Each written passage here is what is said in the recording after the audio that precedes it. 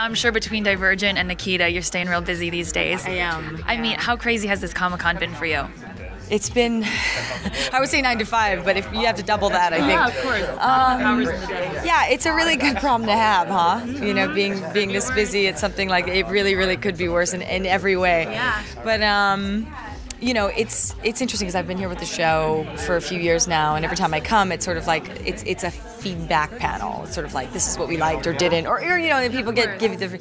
And when it's a film, you know, it's more about what they're anticipating to happen, and it's a totally different energy. And so hopefully, if we come back next year with another movie, for the franchise, we'll be able to get that feedback. And fingers crossed. Yeah. Must be interesting for you because Divergent just starting Nikita Bittersweet. Yeah, I mean, it's interesting because my dream was 4 years. Yes. I was sort of like never done TV, and I got into the character. Yeah, and I thought, I could wrap this character up in 4 years. I think like that would be ideal for me. And I mean, I dreamed it. Now I'm on the 4th year, and it's going to be done, and I'm moving into a different space and a different season in my life. So I'm thrilled. Very cool. Now, before we start talking about other things, gotta know what's going on with Nikita this season. We know she's on the run. Yes. Can you tease a little bit about where we're going to find her when season 4 picks back up? Okay, where there's a little bit of a time lapse, which we needed. It's sort of, I think when we see Nikita, it's like 3 to 4 months after it's all happened. The hunt is on.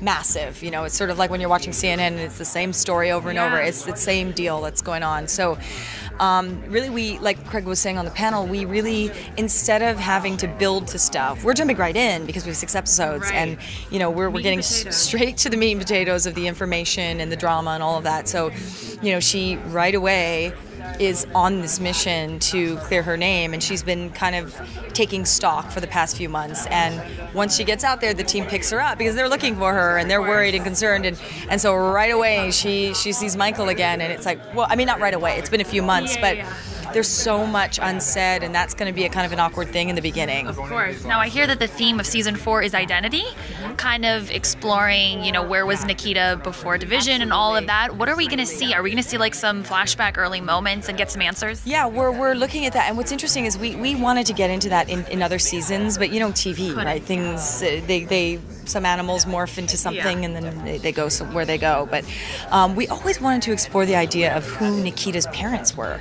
Because we know who Alex's parents are. We know, we did that whole thing. Where does Nikita come from? We now know who Amanda's parents were. So we have all that backstory. But with her, it's sort of like we have no idea. And we toyed with some cool things about who her dad could be. Ooh. Yeah, and we in the 2nd season, we kind of got that little tease of like, maybe that's her dad. And so we know that it's a theme, that it's a void that she's trying to fill. It's something that she's been looking for a long time. So hopefully we'll get into that, because I'm really interested. Because why Nikita? Why does she have all this? Like, what is it? What is it that makes her the best? What is it that, why was this natural to her? What happened? What happened? Like, she's the product of something. Yes. I mean, she's not the product of librarians, right? Yeah, let's be honest. Yeah. Love it. Two quick questions and I'll let you wrap up. Yeah, of course. Everybody was tweeting me, Nikita wedding. Aww. Is this a possibility? That's a Craig question. Okay. I have no idea. Although it's not the kind of show where, I did say to Craig that I would like chop his balls off if there was a baby or a wedding. So he might be worried about that. But I don't know. Would you, Maggie Q, want to see that as a fan of the show? It's not like Nikita could ever wear a white dress and do the thing, right? So I want to see her happy, and I want to see resolution, and I want to see love prevail like anyone else does. So whatever form that takes, we'll see. Cool. Last question, I'll let you wrap. We're doing a fun little roundup. Okay. CW stars are the hottest people on TV. Who do you have a CW crush on? It could be any CW show. Girl crush or boy crush? This has nothing to do with looks. Okay. But Ian, I love.